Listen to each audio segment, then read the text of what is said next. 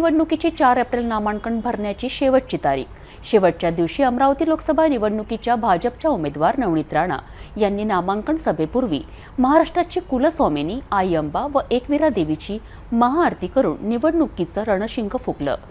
अमरावती राज्यसभा खासदार डॉ. अनिल बोंडे, भाजपा पदाधिकारी तसेच कार्यकर्त्यांसह गुरुवारी सकाळी 8 वाजता खासदार नवनीत राणा यांनी महाआरती करून आशीर्वाद घेतला। माझी ही लढाई यशस्वी होईल हा आईचा आशीर्वाद घेऊन मी या लढाईत उतरत आहे आणि कोणती आई लेकराला नाराज करणार नाही हा मला पूर्ण विश्वास आहे, अशी प्रतिक्रिया नवनीत राणा यांनी पत्रकारांशी बोलताना दिली।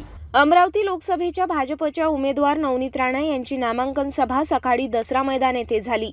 तत्पूर्वी नवनीत राणा यांनी अमरावती वासिनी आई अंबाबाई व एकविरा देवीची महाआरती केली। भाजपा पदाधिकारी तसेच कार्यकर्त्यांसह गुरुवारी सकाळी 8 वाजता खासदार नवनीत राणा यांनी महाआरती करून आशीर्वाद घेतला। माझी ही लढाई यशस्वी होईल हा आईचा आशीर्वाद घेऊन मी या लढतीत उतरत आहे आणि कोणती आई लेकराला नाराज करणार नाही हा मला पूर्ण विश्वास आहे, अशी प्रतिक्रिया नवनीत राणा यांनी पत्रकारांशी बोलताना दिली।